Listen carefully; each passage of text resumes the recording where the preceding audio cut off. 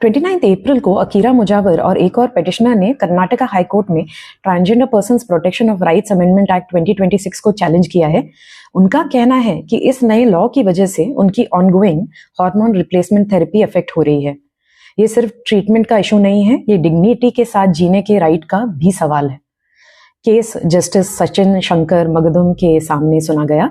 Petitioners की तरफ से सीनियर एडवोकेट जैना कोठारी ने आर्ग्यू किया कि अकीरा और दूसरे पिटिशनर्स पहले से एचआरटी ले रहे हैं और ट्रीटमेंट बीच में रुकना उनकी फिजिकल और मेंटल हेल्थ को सीरियसली अफेक्ट कर सकता है। उन्होंने केरला हाई कोर्ट के एक सिमिलर इंटरिम ऑर्डर का रेफरेंस भी दिया, जहां कोर्ट ने कहा था कि जो मेडिकल ट्रीटमेंट ऑलरेडी चल रही है उसे डिसरप्ट नहीं किया जाना चाहिए।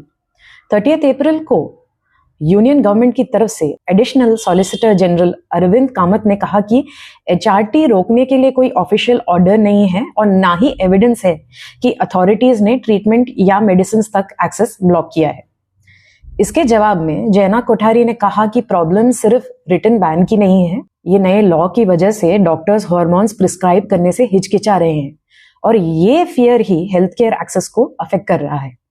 दोनों साइड्स को सुनने के बाद जस्टिस मगदुम ने उस दिन तो फैसला नहीं सुनाया।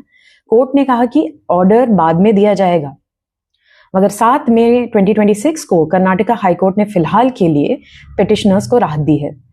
कोर्ट ने कहा कि जब तक इस लॉ पर फाइनल फैसला नहीं आता तब तक पिटिशनर्स अपने पुराने मेडिकल रिकॉर्ड्स के बेसिस पर अपनी हार्मोन थेरेपी कंटिन्यू कर सकते हैं।